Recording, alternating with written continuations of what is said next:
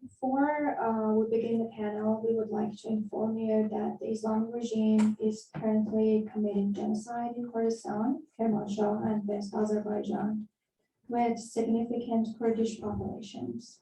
Security forces are shooting people with war bullets, and blood donations are being blocked to these areas for those in critical condition. Due to the internet shutdown by the regime, the death toll is unknown at this point, but the incremental news is horrifying. We stand in solidarity with Kurdish revolutionaries and ask for communities to stay informed and support them in their struggle.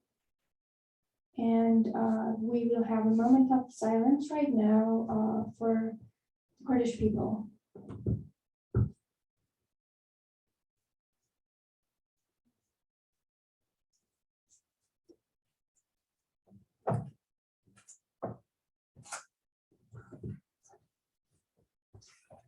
We must acknowledge that this dialogue is only happening because of the extraordinary courage and creativity of the Iranian people who, despite extreme violence inflicted upon them, choose performance to fight for freedom.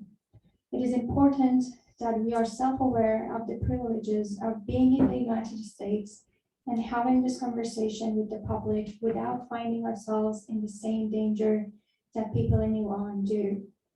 Each panelist will present for 15 minutes, then we'll have a half-hour discussion among the four of us, and then we'll open it up to Q&A. We will end our session with your questions, so please hold on to them. We can show the video now.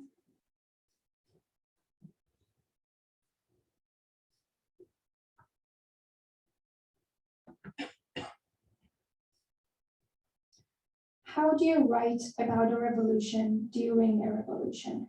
How do you formulate theories of resistance and disobedience while the vocabulary and the tactics of both the movement and the state change by the week? Protests become uprising. Uprising becomes revolution. Revolution becomes renaissance.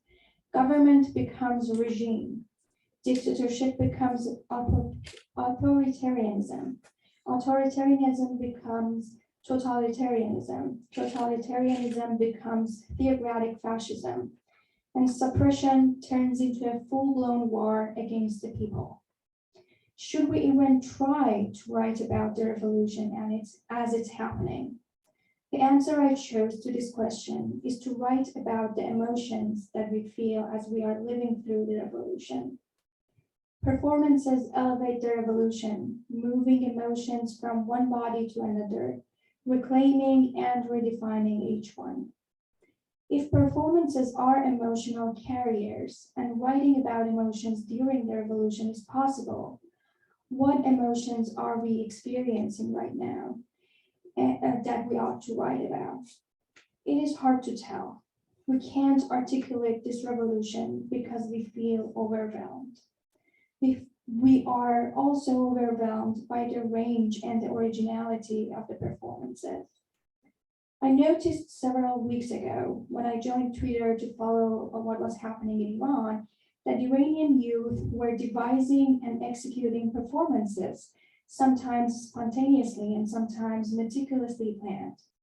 I started a thread to collect them in one place. Through the past 2 months, I added 5 to 10 performances a day, and knowing my followers with frequent retweets. After that, my friends started sending me performances every time they saw one. Patterns and categories began to emerge. My mind divided them into 2 simple categories, performances in Iran and performances in diaspora. Gradually, in my mind, performances in Iran evolved into various branches.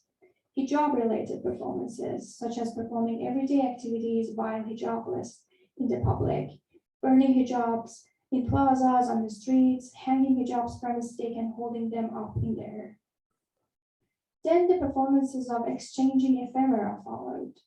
Candy with a note saying, "Thank you for making the city beautiful with your hair today." Or a handmade mirror with a message underneath that reads, "This is the face of a person who creates change." There were many more objects that encouraged, announced, or connected individuals through handwritten or handmade keepsakes. Then came the dances on the streets, dances that reflected the gender renaissance while envisioning a post-Islamic future for Iranians. The femme bodies whose dance was declared sin-provoking by the laws of Sharia and therefore illegal had taken over every city. Let's take a moment to pause here and ask, what makes an everyday act a performance? Can a woman dancing on the street anywhere in the world be considered a performance art? In my opinion, not necessarily.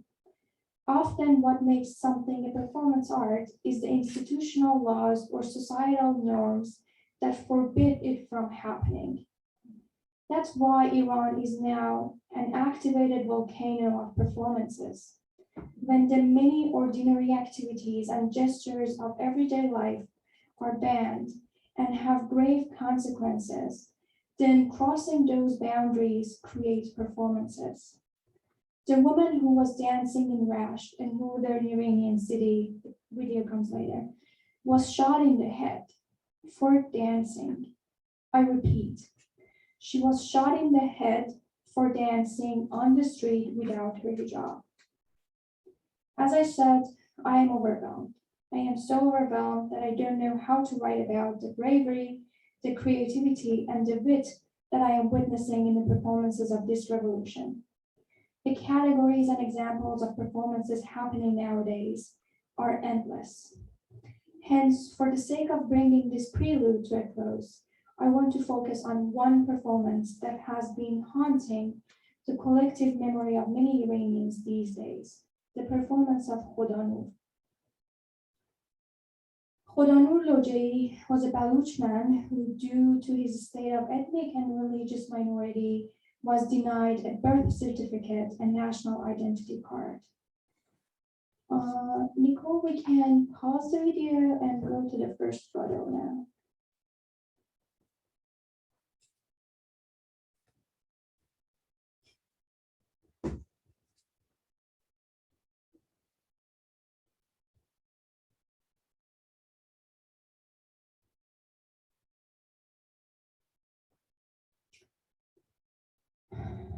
Khodanur lived on the literal and the metaphorical margins of Iran as an uncitizen, so much so that there is still speculation about his identity. Some claim that he was of Afghan descent, while others claim he was only Iranian. Even the possibility of a well-established identity was denied to him before and after his death. It is also unclear what the context of the photo was that ignited the series of performances in his honor. According to some, he was captured during a conflict where he disobeyed the Islamic regime forces. According to the Islamic regime forces, however, he had stolen something. In general, people are inclined to believe the first narrative. When he got arrested, he was tied to a pole with a glass of water just inches out of his reach. 3 to 4 months after this photo was taken, he was murdered by the Islamic regime in Zahedan. His death was followed by resurfacing of videos showing him performing traditional Baluchi dance wearing a traditional Baluchi attire. In some ways, his transcendental dances redefined his death. It was then that he became known as a force of nature, a true lover of life, and someone who lived to the fullest despite the fact that his identity as well as his rights were denied by the regime. Khodanur's dances contrasted with the pose that he was forced to take while he was captured and tortured by the regime. Several days after Khodanur's murder, an anonymous artist attached a sculpture to street pole to draw attention to his violent death. Next photo. The sign reads Political Avenue. Fearful of Khodanur's image, the regime removed the artwork. Afterwards, next photo. Afterwards, another anonymous artist, or perhaps the same one, poured red paint on the very spot where Khodanur's monument had been installed.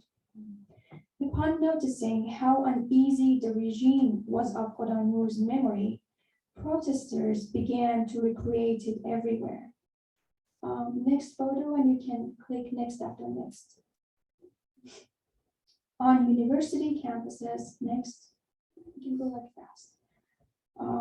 On the streets, in diaspora, individually, and in groups. The light of Khodanur radiated throughout Iran and beyond. Khodanur translates to light of God. Iranian modern history enters a new era with this performance. It not only brought people together through grief, solidarity, and a desire to break ties off of their hands, but it also sent a message to the totalitarian Islamic regime.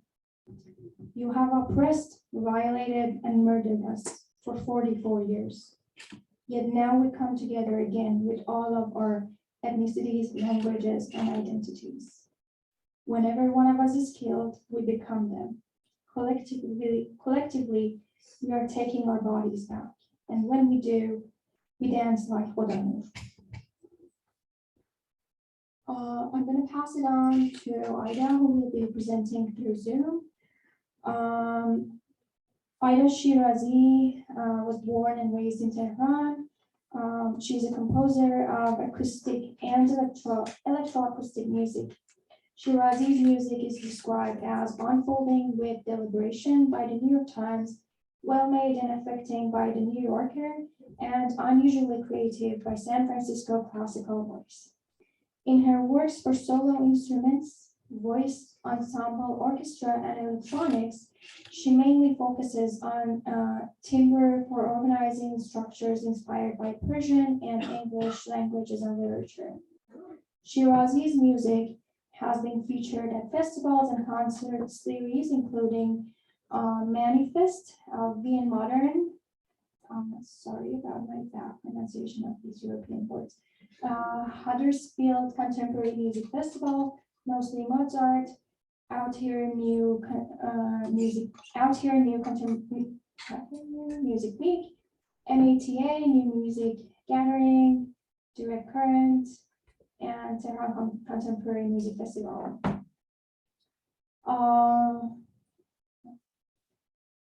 Her works are performed by Orchestre Philharmonique de Radio France, Miranda Jackson International Contemporary Ensemble, the Ensemble Del Niente. There are a lot of venues. I'm going to skip over some of them for the sake of time. And Bilkent Symphony Orchestra, among others. Sorry, I don't think I'm skipping over some of your performances. Shirazi holds a PhD in composition and music theory from the University of California, Davis. She's a 2022 graduate of IRCAM, Becomes Characters Program in Composition and Computer Music. Shirazi holds a BM in Music Composition and Theory from Bilkent University in Turkey, and a BA in Classical Piano from Tehran University of Art. She has studied santur, traditional Iranian hammered instrument, with Parisa Khosravi Somani. Thank you, Nusha. Hello, everyone. Thank you so much for being here.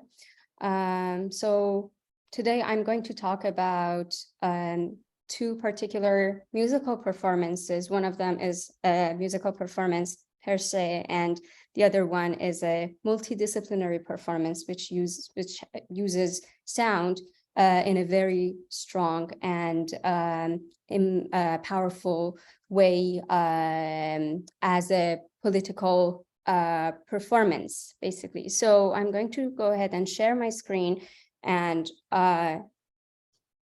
just share this the first video with you.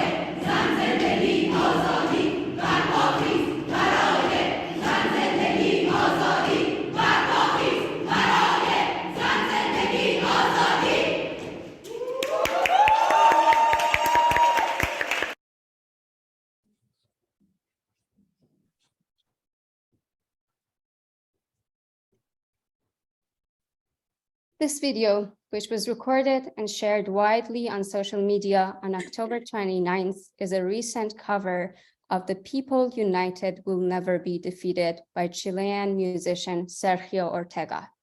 The first Persian cover of Ortega's song was performed in the 70s before the Islamic Revolution by members of the Confederation of Iranian Students, which was an international union for Iranians studying abroad. They called the song Barpakhiz, which means rise in Persian. The chorus of Barpakhiz says, rise, demolish the foe's palace. At the height of the revolution in 1979, Barpakhiz was performed again and gained enormous popularity in Iran. I will never forget the joy, excitement, and energy I experienced after hearing the song for the first time as a preschooler on a low-quality tape labeled as Revolutionary Songs, which was buried in my mother's cassette collection. I assume that's how the first one or two post-revolution and mid-war generations of Iranians came across and secretly learned this song. It doesn't take one more than one listen to notice that Barpakhiz, which is not the version that you just listened to, was sung by an all-men choir. In fact, this is the case with an overwhelming number of songs composed and performed in the process of the Islamic Revolution in the 70s. Women of different political affiliation fought shoulder to shoulder with men against the Shah of Iran and paid the price of their dissent and struggle with imprisonment, torture, and even execution. However, when it comes to music making during the 1979 revolution, the gender disparity is impossible to ignore even among the most progressive groups. Whether or not such reluctance towards female musicians facilitated the almost complete omission of women, especially singers, from the post-revolution music scene of Iran by the Islamic regime is the topic of another discussion. On October 26, 2022, which marked the 40th day after Jina Mahsa Amini's murder by the Islamic regime, a new studio version of People United Will Never Be Defeated flooded social media.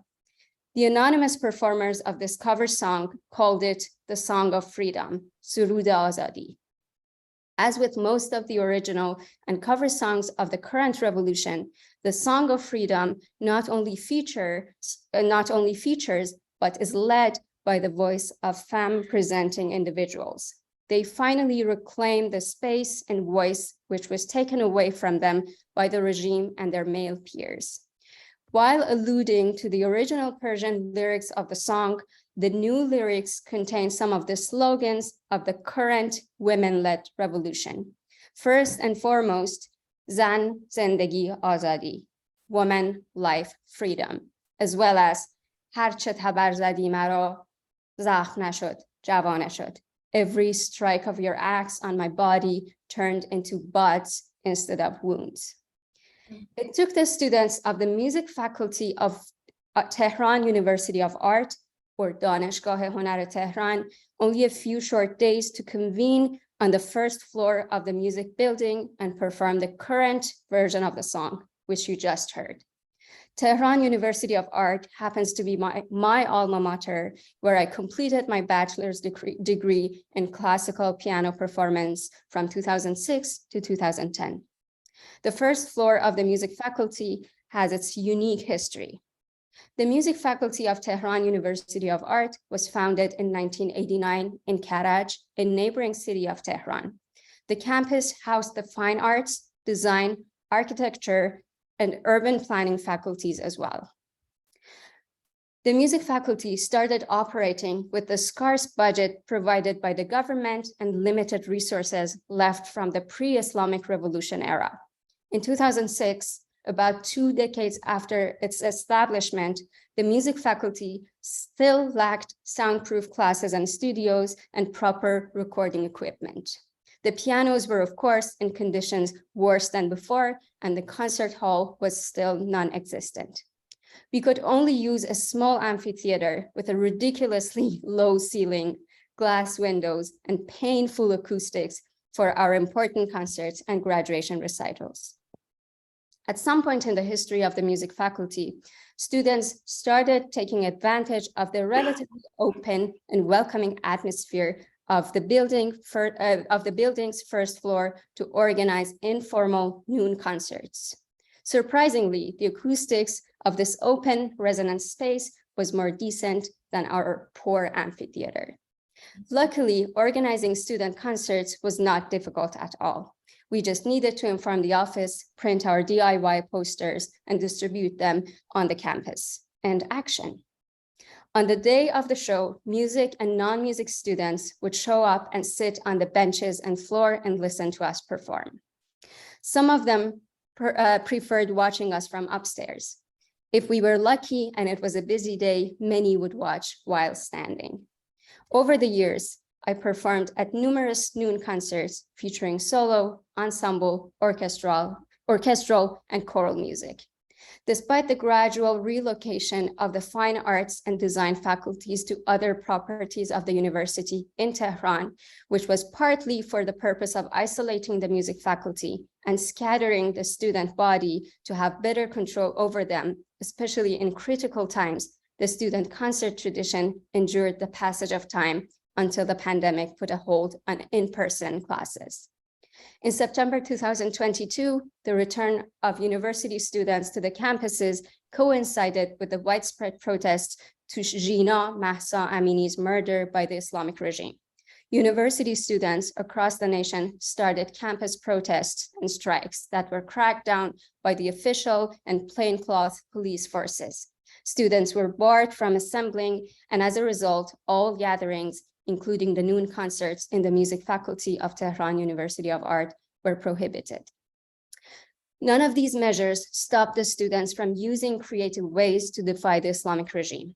For the music students, the impromptu performance of the Song of Freedom was not only about reclaiming their voices as a unified body against decades-long suppression, but also reclaiming the space that belonged to them in the first place and was suddenly taken away from them by the police state and its pawns. I would like to emphasize that understanding the significance of this performance would be incomplete without taking into account the use of music as the primary area of expertise of these students and the utilization of their bodies and voices as their common instrument. In this context, language and human voice become radical tools for protesting against a system that not only brutalizes protesters on and off the streets, but also has made a point of defunding the arts and music departments across the nation. In my view, as a musician and former music student, singing the Song of Freedom in an old, worn building with little to no access to the bare minimum facilities required for any music institution is one of the most powerful examples for performances of this revolution. In this performance, as in the studio version of the Song of Freedom, the prominence and clarity of the voice of femme-presenting individuals without the mandatory hijab is another statement to their leading role, is another testament to their leading role in this revolution. This bold and beautiful act inspired similar musical performances by students of other music institutions, including the music department of Tehran Culture and Art University, دانشگاه فرهنگ و هنر تهران. One could and should not underestimate the risk that these students took only by convening to rehearse the Song of Freedom, let alone performing and sharing it with the world. Sadly, their act has brought them grave and arbitrary consequences, which include and are not limited to the confiscation of their student IDs, prohibition from entering the campus, and expulsion from the dormitories. Students were intimidated and threatened by the university officials and the regime, and some of them were summoned and interrogated by the Islamic regime's Ministry of Intelligence. Last week, ethnomusicology students of Tehran University of Art announced that they were placed on academic probation and were barred from their final exams. In spite of their precarious situation, the students of Tehran University of Art arts music faculty continue their protest. And I'm going to share with you a few pictures of these protests, which are right here. So this is outside the music department, the music faculty house, a pool with blood.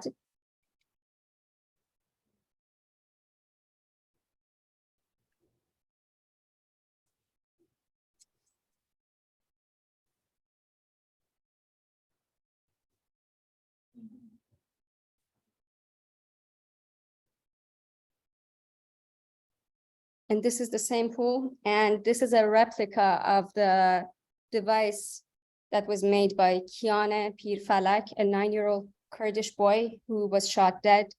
And he had made a device which had a small motor for his science class. So this is a replica of Kian's little boat.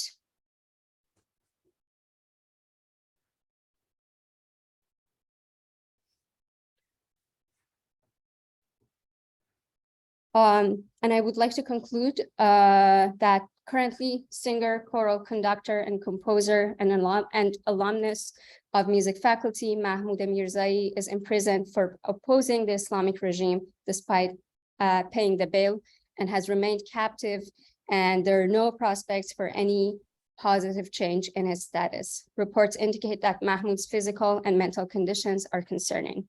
Karim Mohammadi is another University of Art music faculty alumnus who was abducted and jailed by the regime a few weeks ago. He's free on bail and awaiting his court date. And the second performance that I was actually going to share with you is another video.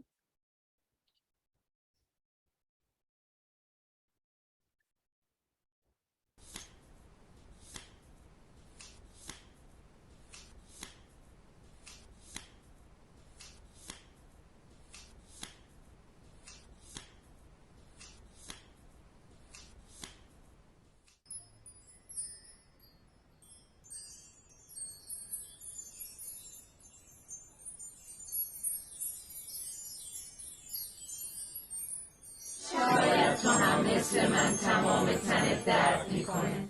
شاید تو هم مثل من تمام اون گلوله ها و ساچمه ها رو توی تنت حس میکنی. حس میکنی تنت زاهدانه، تنت دانشگاه های ایرانه، بچه های معصومه، هواپیمای اوکراینه. شاید تو هم مثل من یک مشتت رو پر از خاک مزار مادرت احساس میکنی و یک مشتت رو من زدم، من چراغ شیرازم، من ابینم، من شریکم، جای گفتگو روی تنم هنوز نبوده، من کارگرم، عرق شرم از روی پیشونی پاک نمیشه، من کردم، امید هر روزم، من زاینده رود بیابم، آبادان ویرانم، زاگرس سوخته و ارومیه خشکم، من اهوازم، جای هوا باید خاک نفس بکشم، من بلوچم، لباس سفیدم سرخه، خونه، من دانشجو و هنرمند زندانیم، من خورشید و آبانم، من مهساام، من نوید و نیکا و مهرشادم، خدا نورم، سیاوشم، من حسین و نسرین و جادیم، من درد مشترکم، من ایرانم، من ایرانم، من ایرانم، من ایرانم، من ایرانم، من ایرانم، ایرانم، من ایرانم، ایرانم.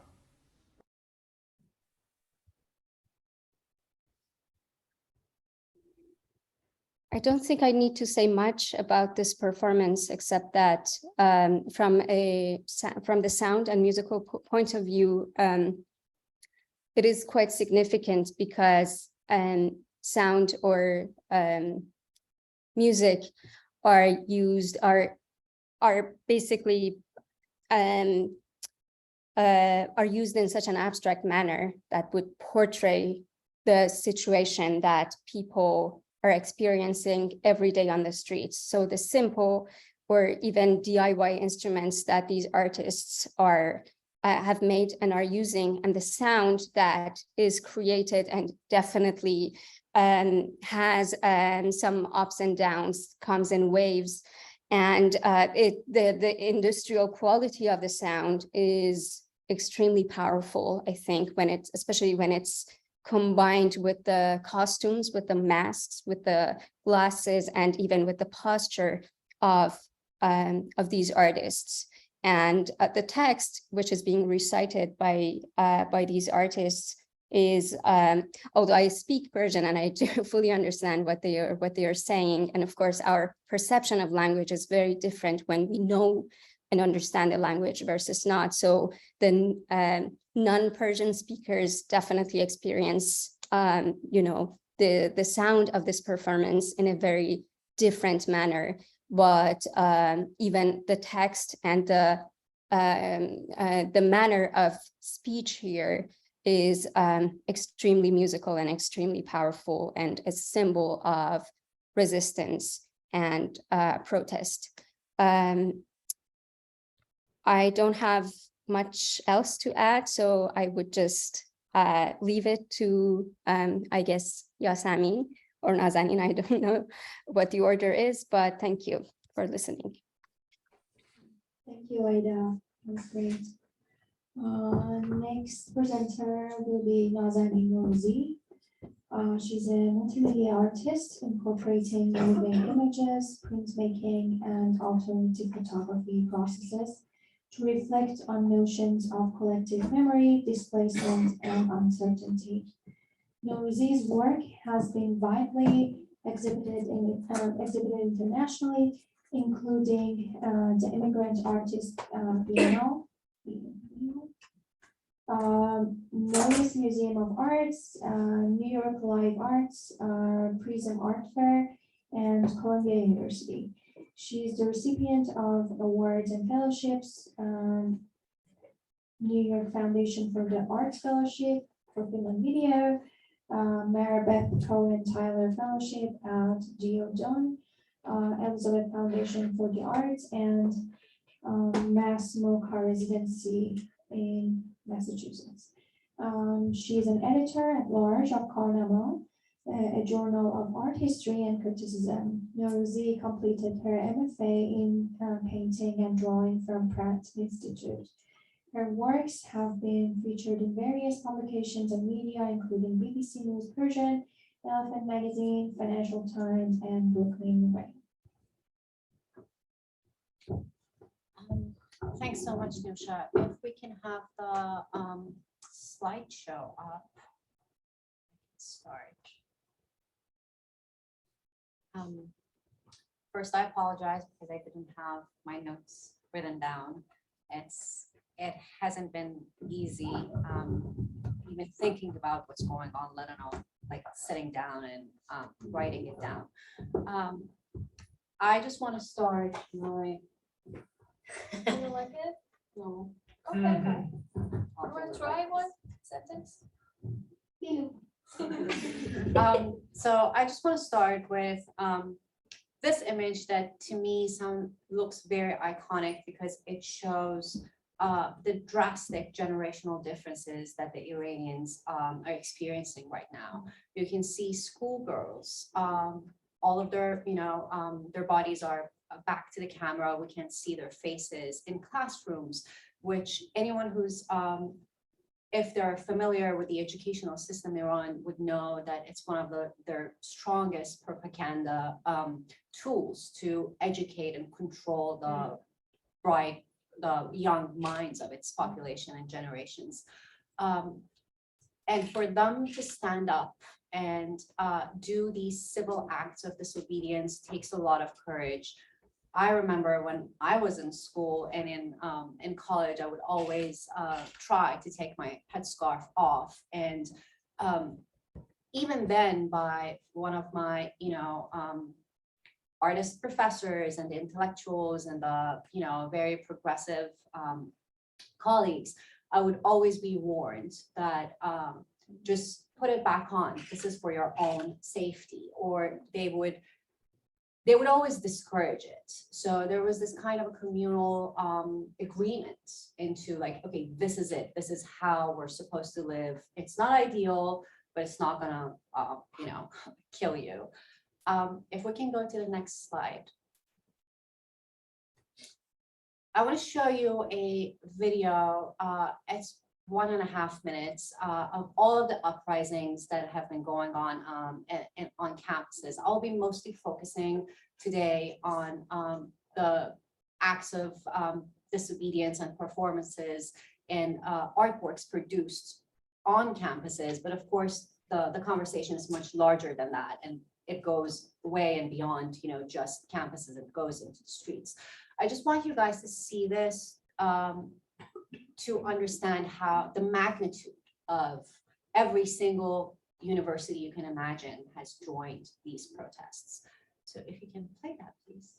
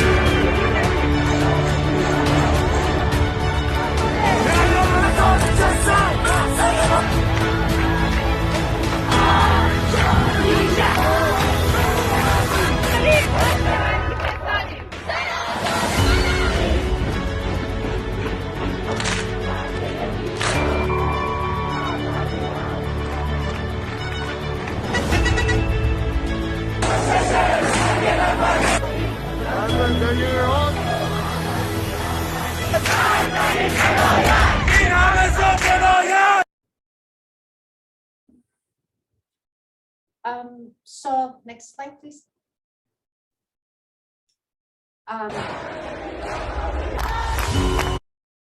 Of course, it wasn't just, I'm mostly focusing on art campuses, but it wasn't just that. It was every single university that you can imagine. And there has been a long history of students' liberation movements in Iran that goes back to the revolution, the 1979 revolution. A month ago, a group of artists came together and they started writing a statement in support and solidarity of what's been going on, specifically on with art students. Ida explained really well. I mean, she gave everything, all the information that was needed to understand what it was going on. This statement was really well received. More than 6,000 people signed it, which I think was really amazing, considering we come from all different political fractions and beliefs, but I think it was kind of the first time that everyone knew that we have to stand together. This statement was focusing on condemning the violence and the atrocities committed on campus grounds. Of course, it's just one step, it's not enough, but I think at least it was like a good step. If you go to the next slide, I want to show you a scene that I think for everyone, for anyone who's from the global north, and especially the West, is unimaginable. This is on school grounds, on campus. And could you please play it?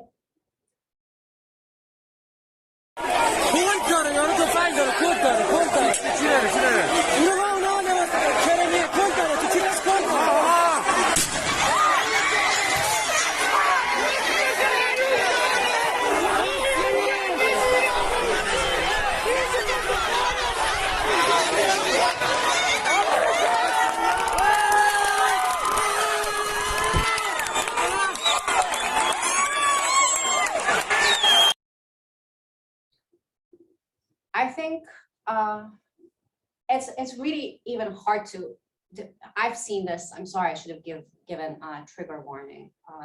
Just FYI, the rest of my slides are not going to be much easier to endure, but to think that plaincloths and not forces of police can enter a campus. You don't know who they are.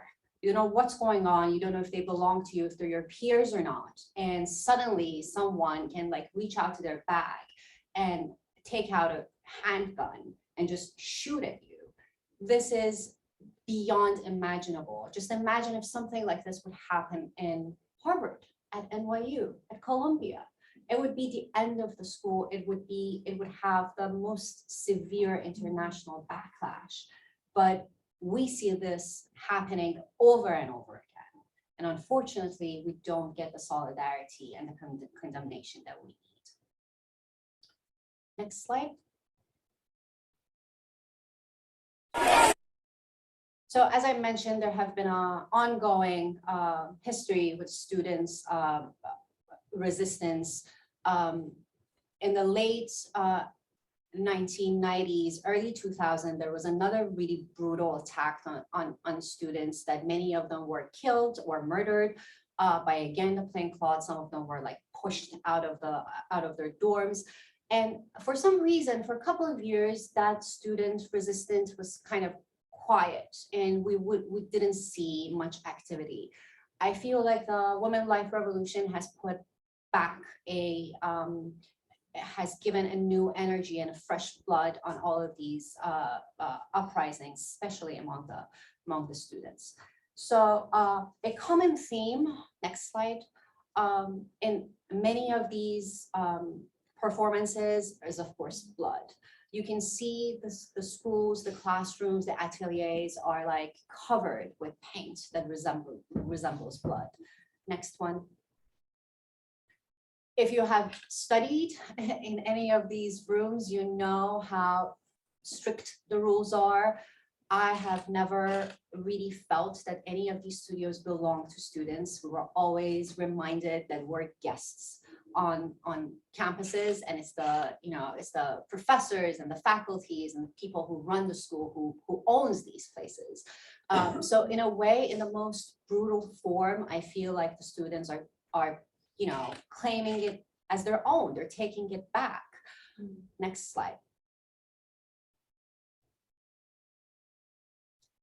This is another one from Al-Zahra University, which is an all-college girl. Again, historically known for being a kind of a conservative school. The sign reads, "The blood of the youth of Aban, the bloody November, is flowing from everywhere, from every corner, every alley." Next. This is the same school. This is from Tehran University College of Fine Art, that they had, the students made these small little puppets and put them in various corners of the schools. Some of them were hanged. We're all familiar with how regime is open and generous in sentencing people to execution and a death penalty. So that was another form of protest. Next. And that's a video, you can play it.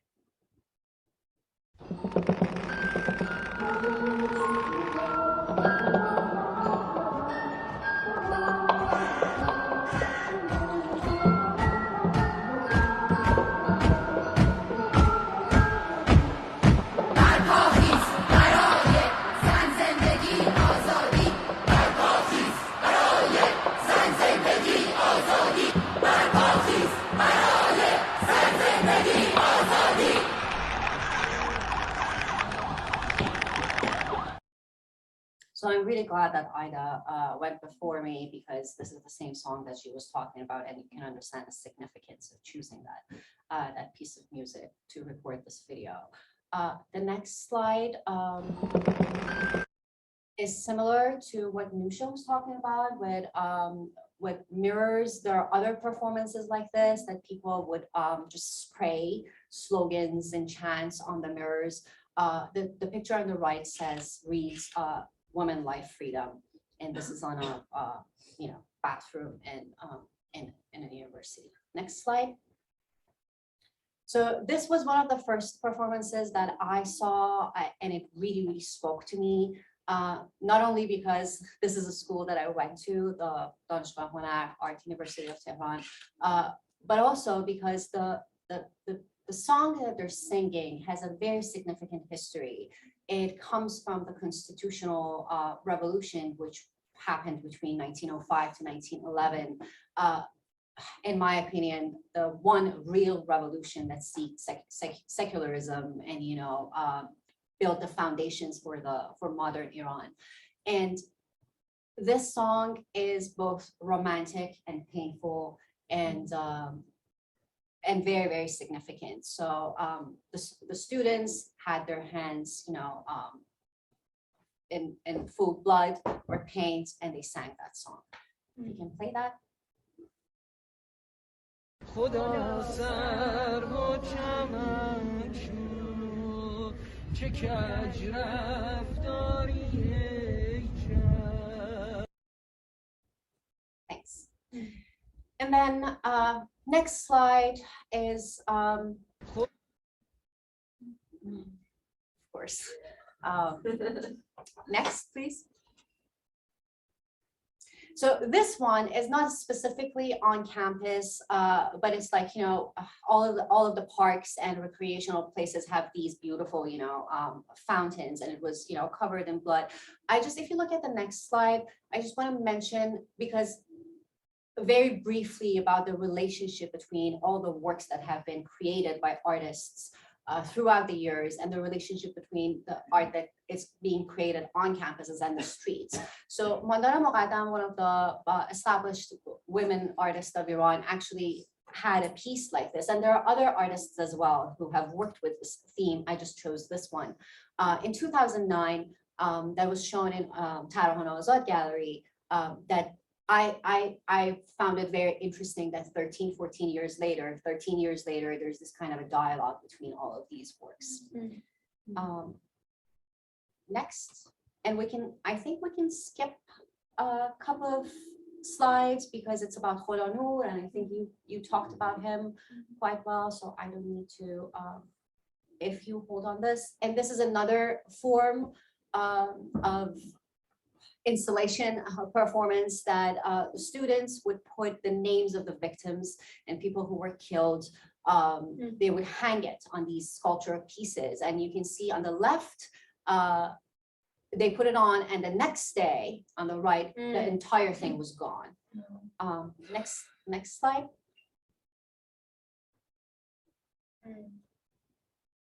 And there's also a tradition in the Iranian culture and other cultures as well, that people would have their wishes written down and kind of hang it somewhere, with the locks. You see it in Paris. There are so many places, and this again are the names of the very young people that they were murdered just in the past 60 days. They were hung on the trees of the campus. Next one. And if we can skip all the way to 35. This is also Kian Pirfarak that we spoke about, a young kid who was murdered only a few days ago, and he had that boat for his science project, and all of the schools kind of reacted to it by creating boats and replicating his tool. And the very last part that I want to talk about very quickly, if we go to slide 35.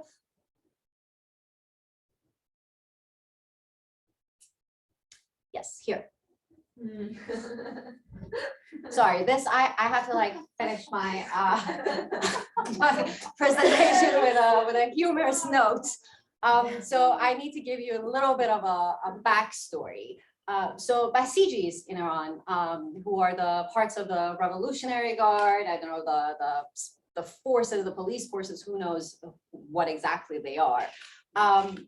there's this saying among us that we say that, you know, for their pay, they're given these juices, these sundaes, and it's a symbol of like being like kind of petty and, you know, like true. So I think in one of the demonstrations they were given these fruit juices, and then, you know, it kind of stayed on them that, oh, okay, so instead of being given money, we're giving you these sundaes, or, you know, these juices. So the students started a series of basiji trap that they would put these juices with all of these things that they've made. Next one.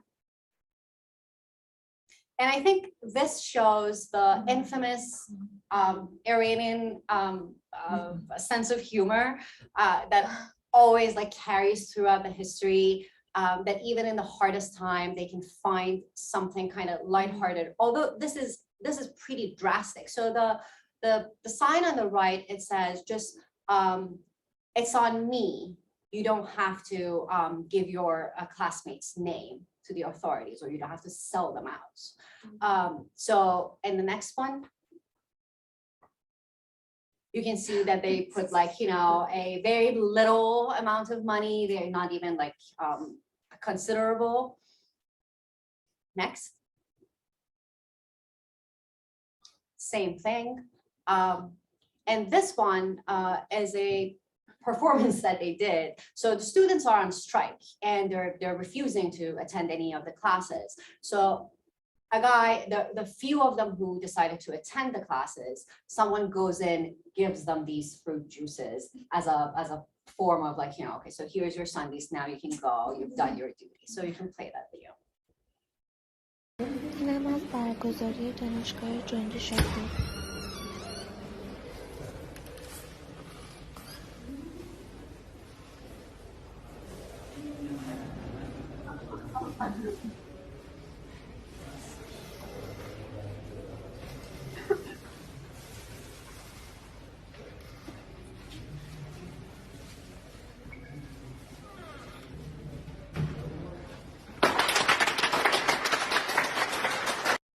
Right.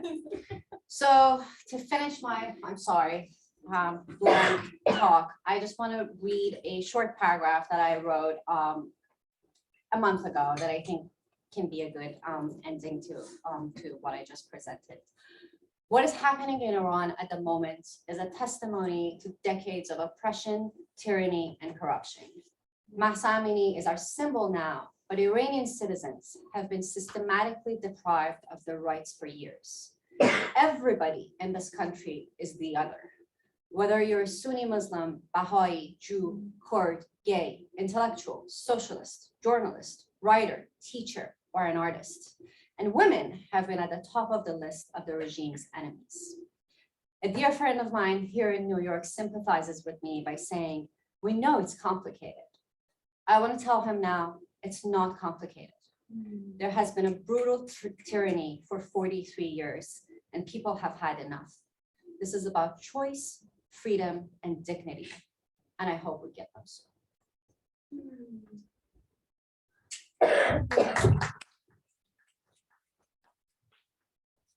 Thank you, Nazanin.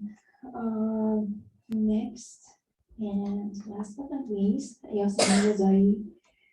She is a polyglot actor, social media scholar, and PhD candidate of cultural, linguistic, and literary studies in the Department of Modern Languages and Literatures at the University of Miami, where she teaches French, Italian, and Persian.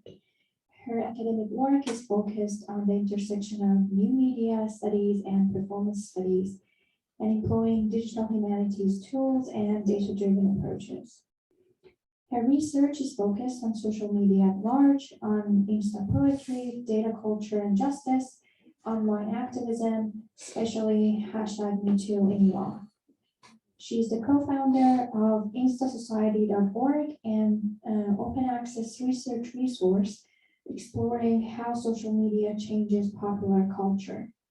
Yasemin's academic works have appeared in Digital Humanities Quarterly and Critical Studies in Media Communication, and her research was presented at conferences by Cultural Studies Association and Mother Languages Association. Isn't it the toughest panel in the history? It is for me. So I'm going to go talk a little bit theory. I'm going to talk about performativity and compulsory hijab in Iran and how women are actually refusing to wear it as a performative act of protest. A 22-year-old girl gets beaten up by police and dies within hours while still in custody. Iran has a special force responsible for guiding women, in particular how to dress. Women are arrested first and have to attend a re-education mandatory workshops. In order to remain loyal to an Islamic dress code, these women are asked to sign legal letters stating that they will comply with the dress code. Families, as a subjective agency to whom these women or girls belong, then need to come to the police headquarters and provide the arrested women with appropriate clothing. Iranian police film women being arrested for not wearing hijab. They're then released, they take photos, photograph them. They're then released after looking into a camera, holding a sign that reads, crime improperly wearing the hijab. That happened to me when I was 20 years old. It has happened to many other girls I know, especially the ones who commute in the city, go to work, to school, or are present in the city, or at least in its most crowded central sites. We all have been punished for it. So did Gina Mahsani, a girl from Saras, Kurdistan, visiting Tehran with her family. The incident of being arrested for not properly wearing hijab is nothing new except for the murder that ensued. This time, violence resulted in the death of someone who did not even have enough time to fully refuse it, or probably did not have this intention in mind when going on the street with dressing very close to the norm of the status quo. What is the proper way to wear hijab remains a question. It's true that there are ideal ways of wearing the hijab, such as chador or long kanat that cover the whole hair and the full body in a way authorities set the example for it. But women have refused to wear that ideal hijab since after the Islamic Revolution, or since the hijab went mandatory under the Islamic regime. Can we have the painting? Are we going to have slides? Good. Yes, this is by. Okay. By redefining the imposed hijab over the years, gradually they created new versions of it. Mahsa Jinani was simply adhering to a dress code that follows the norm. Years of resistance have resulted in a visible norm that is contradictory to the perfect example set by Islamic regime in Iran. And although being practiced by the majority, this must be punished from time to time. Otherwise, people are far from being fully compliant with the law, or followingly being obedient. After Amini's death, or to be more precise, the murder, there have been protests. Most of them have taken off the heads. Most of the women there have taken off the headscarves as if they had realized that the compulsion of this attire is the very first step in controlling and should be rejected. Many got arrested or murdered, such as Nika Shakani. The next slide, please. A 16-year-old who was murdered in one of the first streets protests during the footage. Okay, I'm sorry. This is Vida Moahed. We're going to get to her.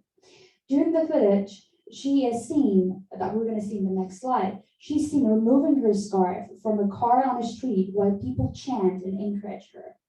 Next, please. Next, please.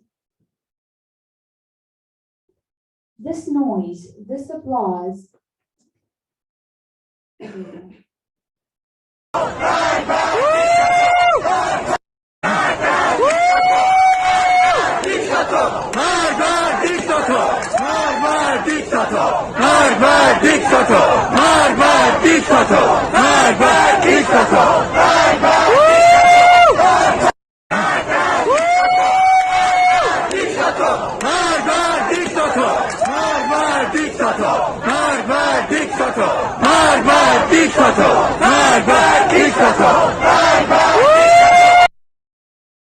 So this noise ways, this applause is an indication of an audience raging, identifying, understanding this doing, and consequently wanting to see more. As simple but as high risk and costly this act is, many decide to participate and perform in this performance by taking an active role in it. Next slide, please. In the first 2 weeks, a video gets out on social media among many. Next slide, please. 3 women are engaged in one simple act, living one day of their lives and photographing it frame by frame, eventually meeting together, showing "We for Victory" to their phone cameras, framing a piece of paper on the ground saying "We're not afraid, women like freedom," attaching the frames together and post it on their Instagram. They go out on the streets of where they live, get into the car using public transport or walk to their everyday destination with no veil or manteau, a long piece of uniform that wearing it is obligating you on. One of them is wearing a yellow skirt and black pullover, the other a red t-shirt with jeans and a cotton coat. Another is dressed in gray cotton comfy pants and a white t-shirt. Yeah, we can watch the videos on green. It's all right, good night. I need to acknowledge that by referring to these citizen performers as women, I simply am making my own assumption of them being publicly female identifying citizens, as gender identification and therefore expression or later performing the gender is tightly restricted to an intentionally visible sharp binary of being male or female, and anything else is considered to be out of the norm and therefore not defined when we talk about dressing in Iran. That needs further and more nuanced conversation that cannot be covered in this sitting. But what I want to point out is that these 3 women are then consciously and intentionally participating in this performance and mediating it with social media by simply living the day of their normal life and engaging in a crucial act of altering the face of the city. Several directions can be taken into account when analyzing this performance. I divide it into 3. 1, let the rage spread. Performing courage is contagious. The first message behind this act, this doing, is to spread courage. They're motivating other women to join them. The performers, by taking pictures of their life, going to the grocery, getting to the car, and taking the car to the mechanics, are spreading this message that we are brave and we are resisting and we're not afraid. The message to others is, so can you. Multiply. With this rhythm of disobedience, they're signaling rage within their refusal to wear the mandatory job. But this rage is being manifested in many ways, mostly performative. We never see their faces. By physically translocating and transporting this doing, going from one place of the city to another, they carry this message within their bodies while marking the public sites. It's as if they transformed the functionality of the local grocery store on the street into a site for resistance, to stage that can withhold the silent performance of rage within. The cashier at that grocery shop gets a chance to see the store with a new form of presence, being present in a dress that is probably the truest to the person's identity. It is not imposed. She made a choice to wear a t-shirt and let her messy hair fall down instead of stepping on the street with clothing that is imposed to take a basic choice away, just because the woman is a lesser citizen. This has passed for years without ever being publicly questioned, but only performed forcefully. Redoing it has made has turned it to the most silent from the most silent form to aggression, to this micro silent aggression, excuse me. They're spreading this message to everyone, to all silenced and visible crowd of minorities, to the big crowds being pushed to margins, to queers, to ethnicities. The message is, come join us in regaining your identity under women-like freedom. Be present, not in the closet. We opened our closet and brought them to the bare streets. Our identities that did not belong to closets, they don't, but they are manifested as a living part of urban sites. Number 2, Renaissance. Let the dead city come to new life. Multiplying itself, this performance creates many collective and interconnected lives and performance that branch off from one another. In the same days, a video goes viral of a young girl combing her long hair while sitting on a chair back to the camera. I think we watched it. In an empty alley. Women dance around fires during protests and take up their scarves, wrap them around their heads, and toss them in the fire as they perform the reverence while the people go out with applause and chant.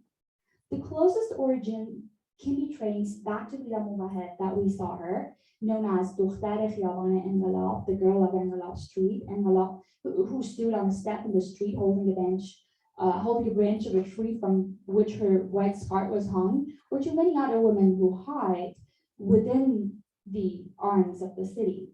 Engelab means revolution, by the way. It's also the name of that street where Vida performance happened. It's like the cities are forbidden love for women. Women are not allowed to be intimate with the city and have to keep a distance. Women have been held back from touching it with their bare bodies. Hijab was the physical separator, while implying an ideological suppressive barrier that has worked against women and for the suppressive regime. As the earth or the land gives birth to in Renaissance, so do the women historically and mythologically. Years of anger were bred within the disturbed circle that separated women from the city. Maybe that is why in this performance that we watched, the city is so tremendously being re-envisioned and then reconceptualized. Deconstructing it and then rebuilding it, the city is an engaging stage, the board game, captive of rules imposed by the authority. And playing accordingly has been so intertwined with people that doing otherwise has turned impossible or unimaginable. This performance targets to deconstruct this lack of imagination. These women are brilliant, courageous, genuine performers who portrayed what the city could look like if we simply performed our mere presence as women or as free individuals. Within this performance, it turns out that the city was probably never dead, as it felt it was, but it was burned. And therefore, the renaissance of a new city can be possible from the ashes, if we all see it as a stage or the stage.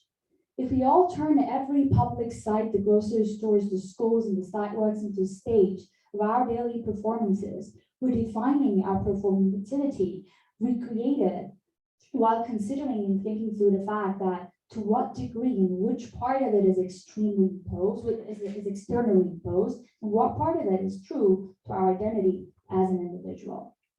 Number 3 and the last part, let the rhythm take the control. Redefining the concept of control. Rhythm means a strong, regular, repeated pattern of movement or sound. Rhythm is what the music is based on. It sets a tempo, and then the music, the collection of movements, then goes on. By repeating, recreating, and spreading this repeated pattern of movement, these women are setting a new rhythm for the city.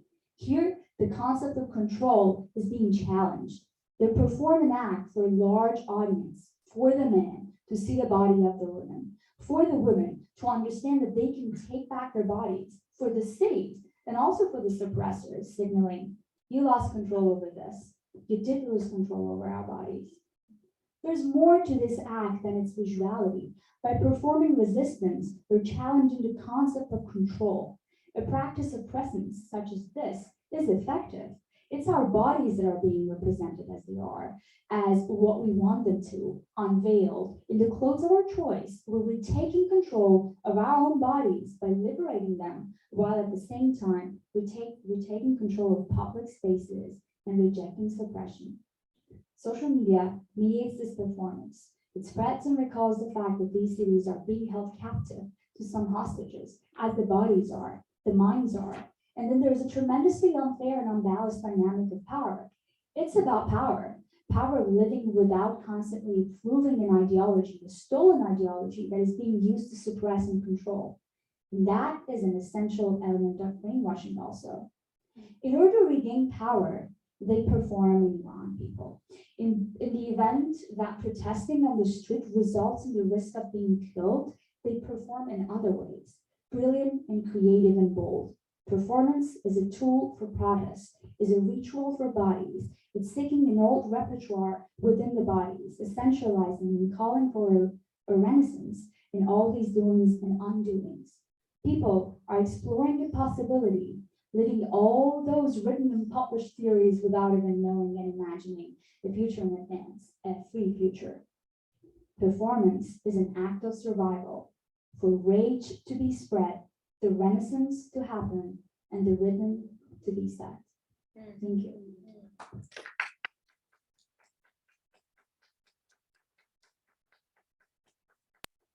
Well, thank you. Yes, I have 5 questions that I'm going to ask all of you. You can jump in anytime you want. Then we will open it up to the audience to ask their questions. Okay, let's see.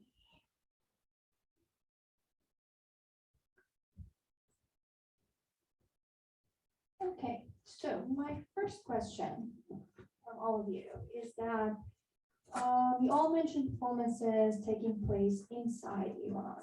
Have you seen any performances in diaspora that you think benefited from the potentials of being performed in diaspora? Do you have any examples of diaspora performances?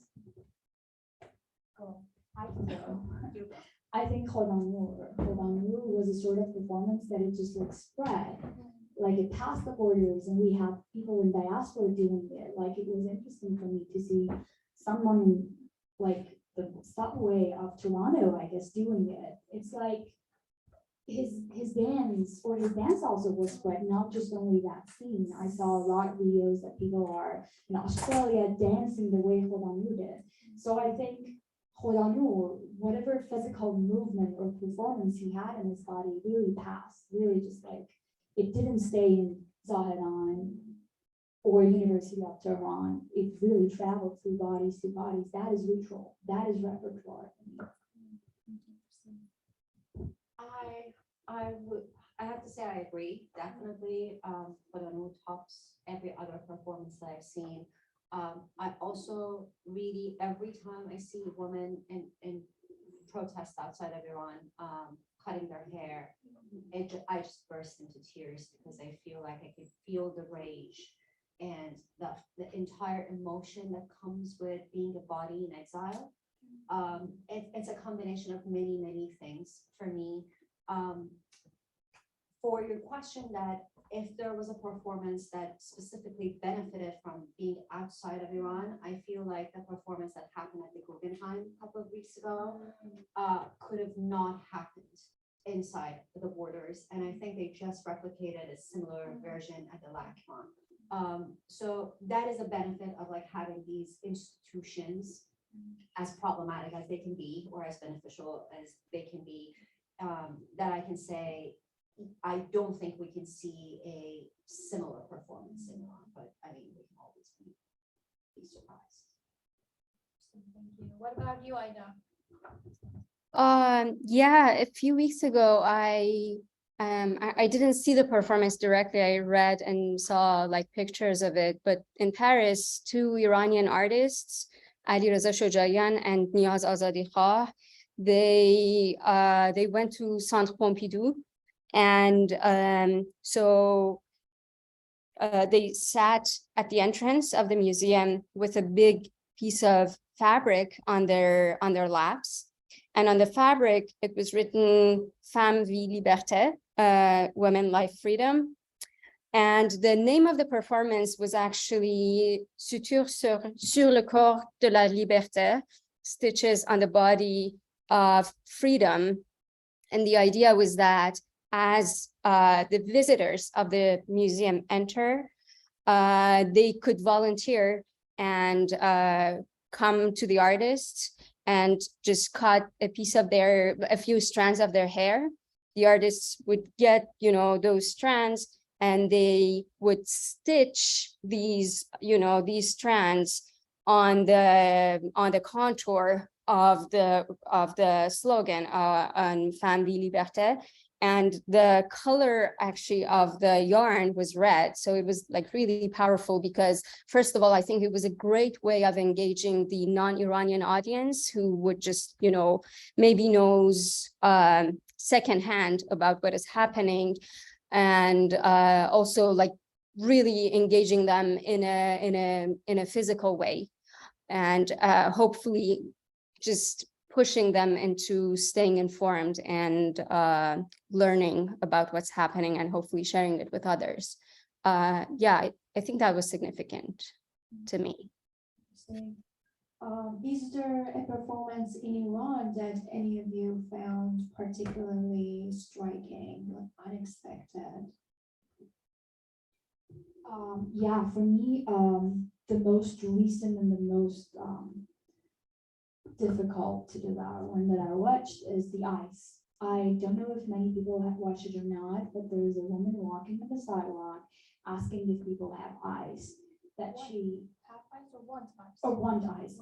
Excuse me, if they need ice, if they want ice, and she's actually going back to what happened to Kian Pirfalak, the kid that was murdered, because the moment he was murdered, the video that got viral, people were saying like, can I get ice? So because they were afraid, they were fearful of getting taking the dead body to the hospital, and that the government stole the dead body of the kid, because this happens, and they're not going to let you mourn or do the funeral or everything. So that performance happening in other cities on a sidewalk, that a woman repeating that sentences, was very powerful, because not only it was painful, what it would say, a 9-year-old kid was murdered. We hear this voice, so she was repeating those voices, and the message was like kind of like threatened or it was scary, right? So maybe the next kid that's gonna get murdered is yours. Do you have eyes? Yeah. I'm gonna add something to that. Yeah, so the woman goes on the streets and yells, do any of you need ice for your child?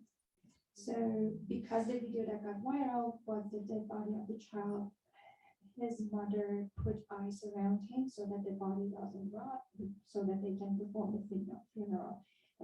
So this woman performing is like carrying this carrier full of ice. Do any of you need ice for your children?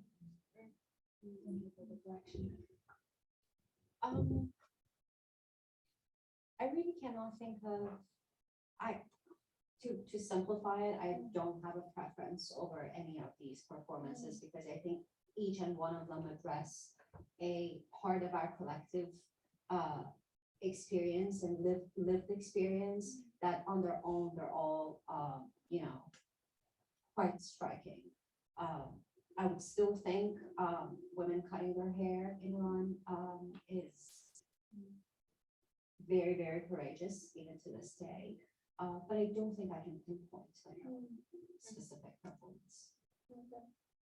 What about you, Aida?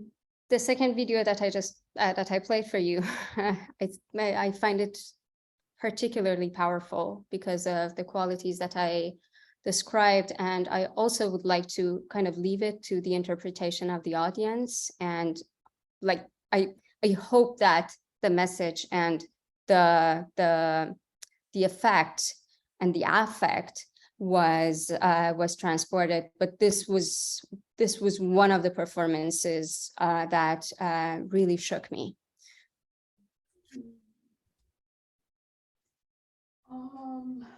So this is a little different from what we have been talking about so far. I want to know if any of your previous works relate to this revolution, whether practice or research.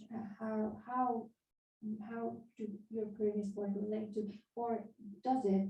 And the second part of this question is that if there is a relation or non-relation, for that matter, in what ways have you transitioned from your works before Mahsa Amini's revolution or Mahsa Amini's murder to your current focus that I can predict that is very much about the revolution? How was this transition before? Like, what first? I repeat, first. Have you done work or like research or practice before this revolution that was related to all of these discourses? And second, if you have transitioned, in what ways have you experienced that transition? Who wants to go first? So yeah, I think for me personally, I'm an actor outside of academia. That really affected me, my body, the way I. So these performances that are getting out on a daily basis or an hourly basis, they really affect them. Like they're definitely they leave their marks on our souls and our bodies too.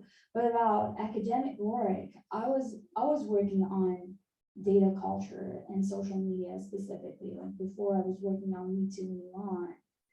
And so and how social media activism actually gets formed on social media, especially in countries like Iran, that the mainstream media is like hugely censored and everything. So right when this happened, I added a chapter to my dissertation, and it's called Poetics of Pain and Politics. So I was writing about insta poetry, meaning any poetic digital creation on social media. So, and I was also talking about how this insta poetry can become a tool or weapon for people to practice digital activism and do social activism. And my research got a whole new direction now with this thing. So now I'm focused on gathering, because I believe the battle, I don't know if you were, so there were some tweets that were starting with battle in the initial days of the protest with hashtag ME battle means because of. So all people were just like writing why they're protesting. A lot of them grieved over their past because my mother was exiled, like I don't know, 1972, and some of them were talking about the future because I can hold hands or dance on the street. So those tweets are out there, and I think they're a part of a one huge long poem that has been written collectively. So I'm working on that. I'm scraping the data out of it. I'm trying to see what was the initial intentions of people. The only thing that is very interesting for me that is this time, this movement was very diverse. So a lot of social levels and people from different ethnicities really did participate, and they have talked on Twitter. So I like to map this diversity of, okay, so what is the social, like, I don't know, working class people want out of this, out of regime change, and what the rich people want out of this regime change, what, so it's interesting to map that throughout that one long poetry that is called Battery. Part of it was saying, and then it became the anthem of the revolution. Do we have the option to go back to the slide presentation, to the folder I sent you? I'm a printmaker, filmmaker, former painter, so I'm a visual artist. It's much easier to just show you some pieces. My work has been, if you scroll down a little bit to go to This Bitter Earth number 15. Thank you. So I work a lot with archives and found images, whether, for the past couple of years, I've been obsessed with these Super 8s that my dad took back in the late 70s, early 80s. And I've made stop motion films, and, I make works on paper. Next one. So my work has always dealt with the collective memory and history of the Iranians and also people in the region. My newest work in progress is mostly focused on PS 752. Not just as it's, many of my films have all these kind of references to certain geographical, like Mount Damavand is there, or like there's a flood of the Caspian Sea, etc. But I've been really obsessed with the idea of instability and how everything that you have worked for and had can be taken away from you in just a quick second. Next one. So I feel like this is how my work relates to the general. This is from the Beirut blast in 2020, and the next slide is when the last year when U.S. Air Force left Afghanistan. So this is my new kind of film and project. Of course, these are like works on paper. These are prints and paintings, but that's how they kind of relate to that experience in a way. I feel like ever since the situation has happened, I normally usually work in a way that I let things to kind of like sink in. We all know that the atrocities do not end. 752 was not the first atrocity that the Iranian government committed. It won't be the last, but it took me almost 2 years to be able to touch it. So I feel like the effect of the revolution that we're living is going to be with me for years and years, but I'm not sure how it's going to change my practice at the very moment. I want to add for non-Iranians audience members that PS 752 was a flight filled with passengers, 176 people, that was shut down by the Iranian regime with 2 missiles in 2019, and all the passengers and crew were murdered due to this attack. Ida, how about you? Yeah, so my case is slightly different because I'm a contemporary classical composer principally, and my work is often performed in concert halls. And the community itself is quite small, actually. So we are this like very small bubble, and everyone knows each other. There's often, general consensus over, over a lot of the political issues. So I find it difficult to really start a conversation, especially using a piece of music, which of course is, so music is a very abstract art form. What can you do with it? And if you belong to a community which is even smaller and basically, makes work for each other, with each other, it becomes actually, very difficult. And that's why over the years, I've been quite apprehensive about making political music or even politically informed music. And that's why I really envy, for example, those musicians who come up with these wonderful songs, from rap artists to those who just compose these really compelling and beautiful songs with powerful texts. So at least for the moment, I am very much focused on absorbing, these performances, these works, trying to understand them, and using every opportunity that I have, either in my research or any kind of event such as this, to talk about what is happening and use my expertise, use my analytical skills to try to maybe make some of the intentions, make some of the points and some of the messages that are more hidden and more implicit, more evident for the audiences. This is what I'm focused on, but of course, I'm also very much interested in, well, of course, when musicians start collaborating, composers start collaborating with interdisciplinary artists and create multidisciplinary art, then things change a lot. So I'm quite open to that. But as a composer writing, especially like abstract music, I am still on the fence and quite apprehensive.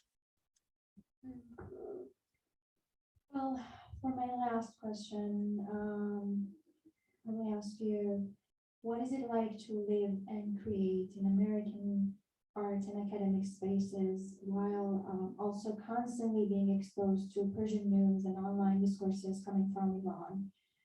What challenges does this dual life bring to you? And don't censor yourself. I'm gonna go last. I want to say my piece too. Well, I'm speechless. It's so hard. So I'm gonna go talk about academic work. I found it very extremely difficult to do anything about it in my own school, University of Miami. I just think we do not have the infrastructure or the ground that is quite they're quite accepting about the sort of work we do or the sort of voice that we have whenever we want to talk.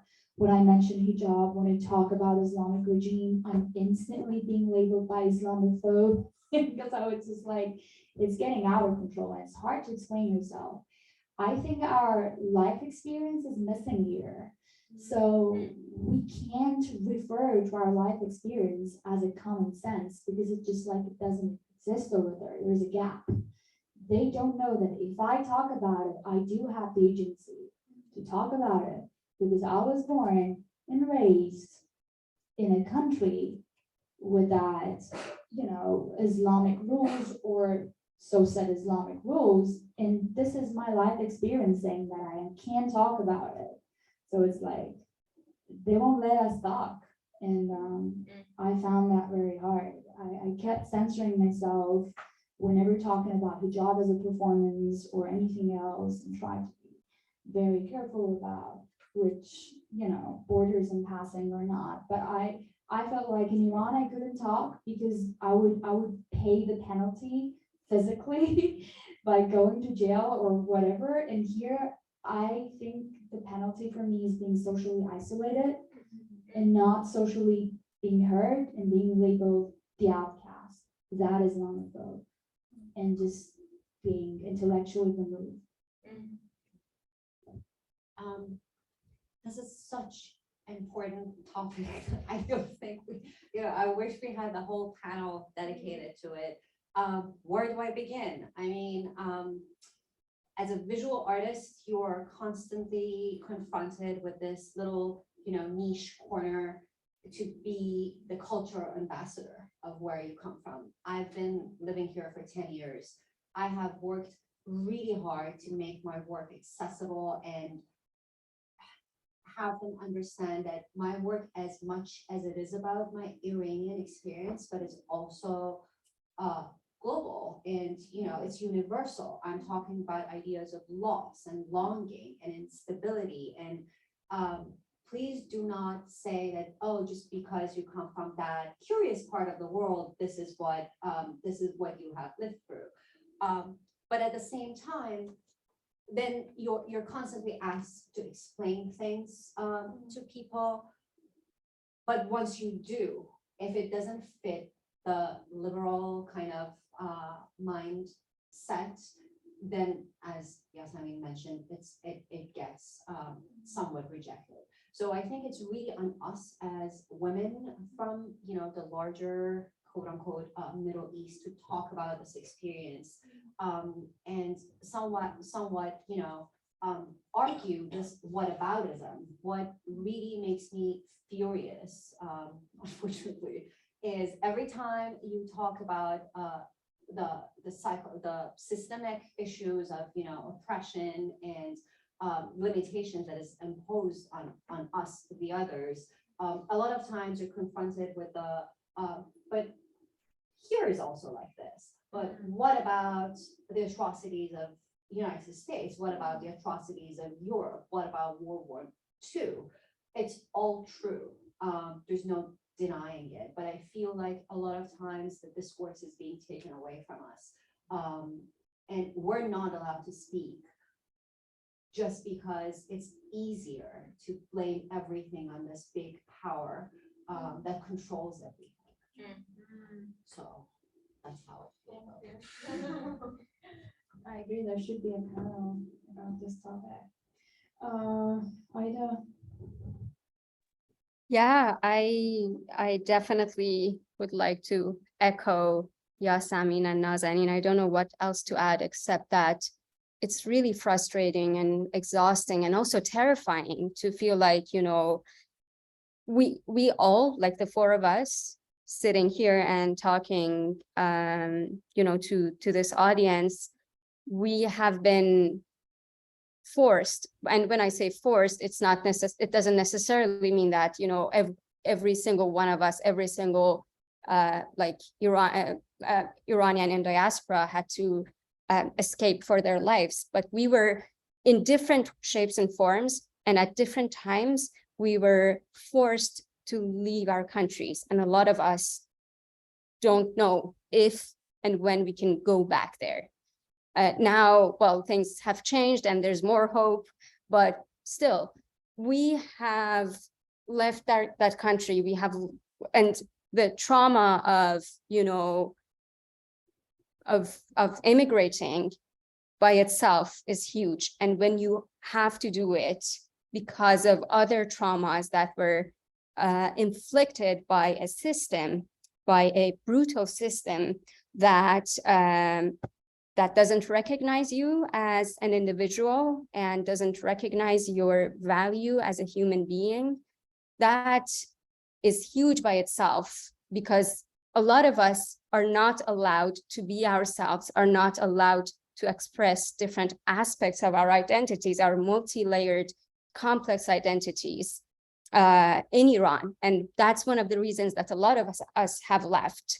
And when in a free society, in a quote unquote, apparently free society, we're still, and again, forced to, first of all, fit certain categories in order to be understood, in order to be appreciated, in order to be enough. That's really difficult. And the fact that you have to just bite your tongue because some, you know, certain words may come out of it and you may be stigmatized as, you know, as a racist or an Islamophobic person who has, you know, who has lived under the law of Sharia for decades and had to hide their identity. That's really frustrating, because, you know, then we always have this, you know,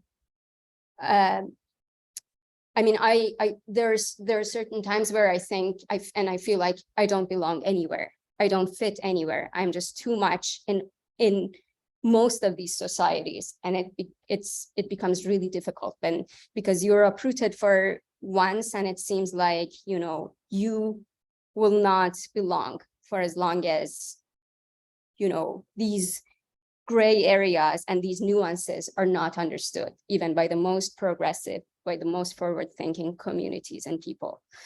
Yeah. Thank you. Yes, this is a very emotional topic for me.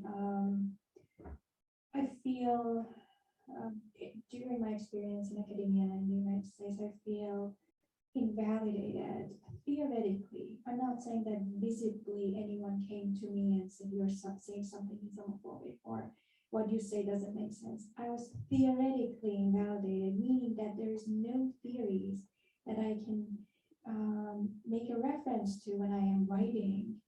Why? Because the academia in the West only accepts the one narrative from Iranian American scholars who romanticize Islam or accept Islam as an anti-imperialist force, and the rest of us scholars who do not subscribe to that. I have been an atheist since I was 14, all of my adult life. I'm a scholar and I am anti-theist. This is a very dangerous sentence to say. It is actual danger, and I have seen that.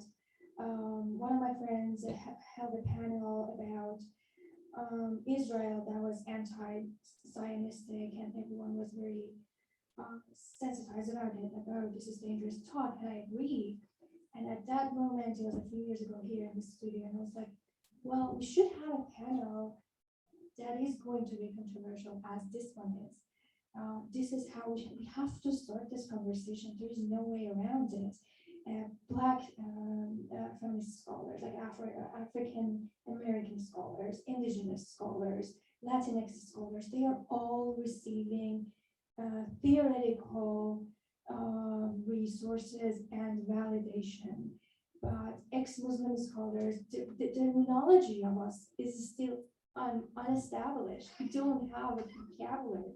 We can say ex-Muslim scholars or atheist scholars from Muslim countries. Like even in this level, we don't have a name. We don't have any theories that we can refer to.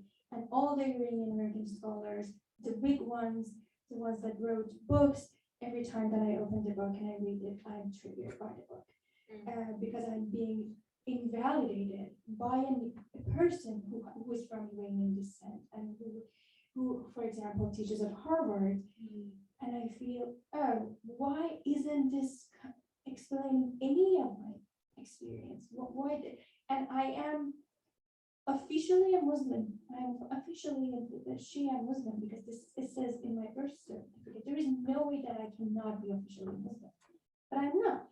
Where is the theory for all this? What can I refer to? What I have been writing about this stuff for years. There is no theory. I can't develop theory without other theory. The stuff that I can cite is some white European people, but that is now expired in academia. So it's problematic to cite white European scholars of the past. It's just an impossible place to be. And as everyone else say I can't find my place, although that's what my greatest passion is. And we all talked about something that whether we can actually bring it here or not, is the turban flicking. Iranian especially young people, flick the turban off from the clergyman on the street. It's a performance. It's a very performative act of revenge. And if we bring it here and show the pictures and talk about it, what's going to happen to us? And not only from Iranian American scholars who subscribe to Islam, but also other scholars from other Muslim countries. This is a very complex topic. I'm sorry for talking about it for too long. I want you all to have your questions. So your turn. Who wants to go first? So thank you for the great talk. It was amazing. And on the topic that there's literally no one to cite, I'm so happy that I'm not alone on this. But this is such a struggle. But I'm trying to write a paper on everything that is happening, and I actually had some questions because I want to kind of take your feedback on it. I was wondering, what do you think about the power of all of these performance artists on harnessing international and local attention? So like how useful they are in mobilizing people on the local level to actually join the protest, and on the international level to like think about it, share posts about it, and to kind of raise this international awareness. That's a great question. Which of you wants to answer that?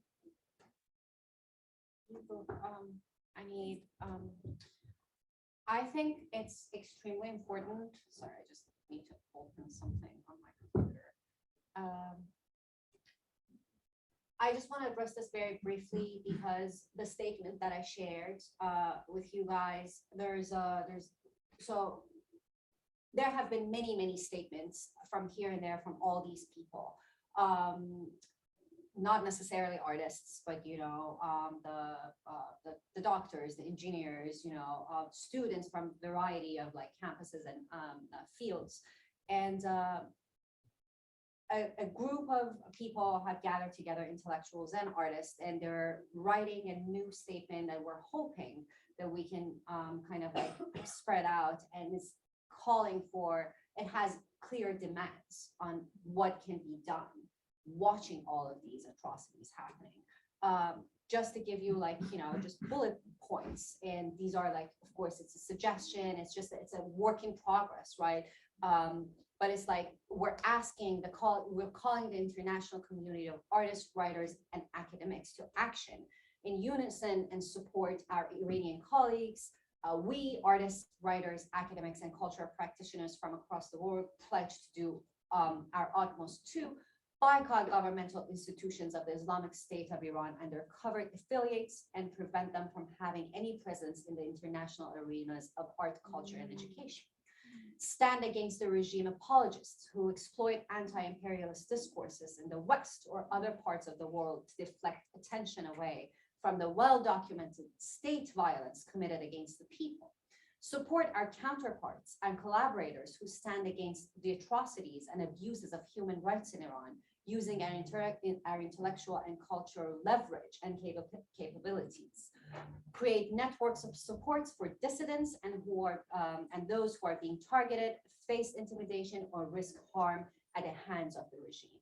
And lastly, raise awareness concerning the crimes against humanity committed by the Islamic regime in Iran. So this is like, we can have, by having these conversations, we can have like clear demands of what can be done to support the people. And that was, just a kind of a brainstorm that we've been working on for the past couple of weeks.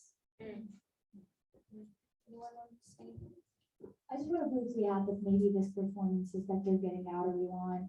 So they have two parts, the ones that are inside Iran that are more for unifying people, where people talk to each other via these performances.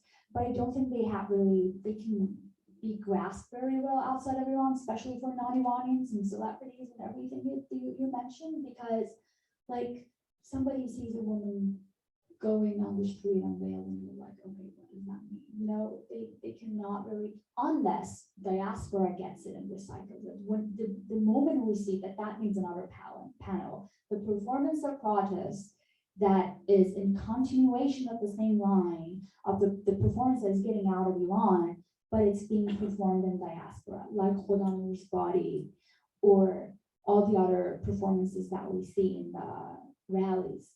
Those are having that conversation with the other non-Iranians abroad. But the ones that are inside Iran, they're really site dependent. The linguistic element of it is very important. So they're not really fully being understood by non-Iranians abroad. Do you want to add anything? I just think that, we live in times where information, there's a saturation of information, and there are all these headlines that pop up on our phones and all our devices, and everything is so ephemeral because, we just receive so much information that our brains just start to filter things out, and we tend to forget about things much more easily and much faster.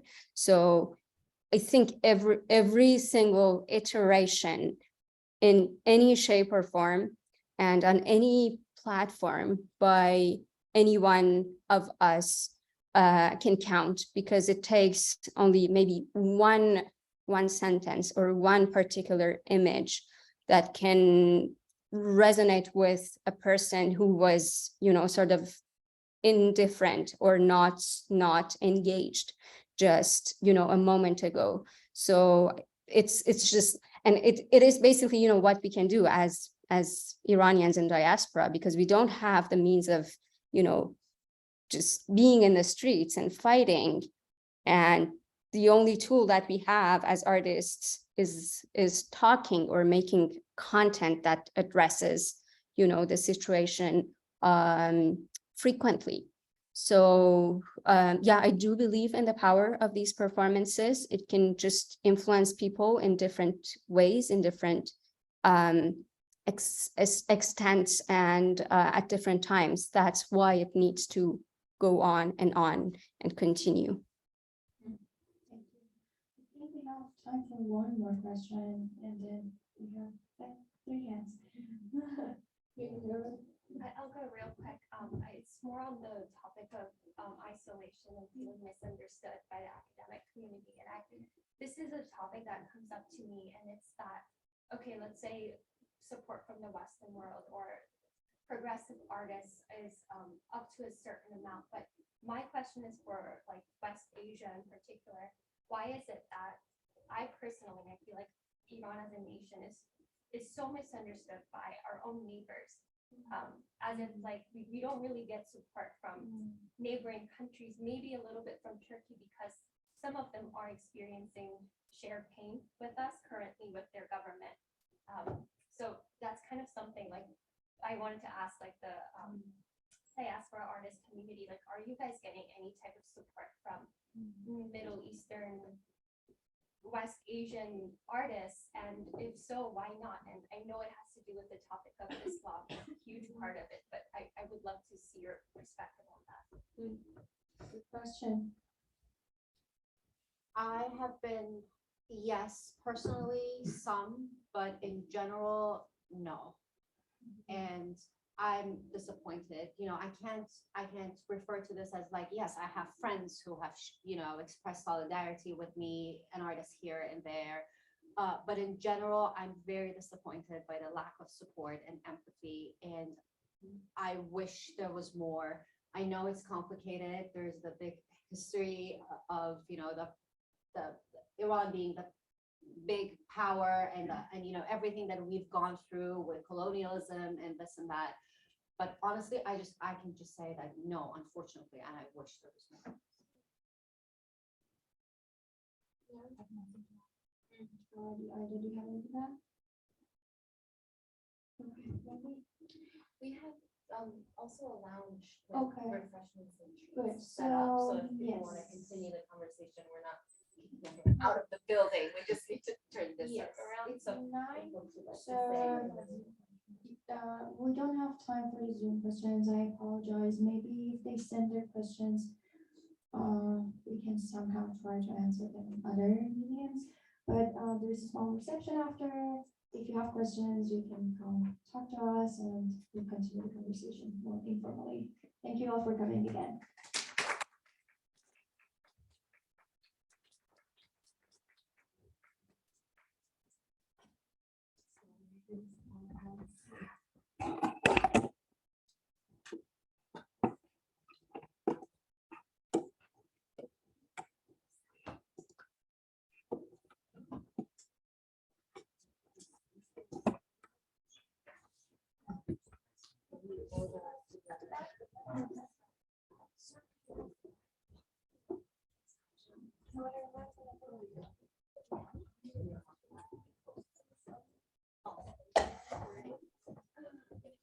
Thank you all. Have a good night. Thank you for such a great event. Thank you. I'm texting right now to ask.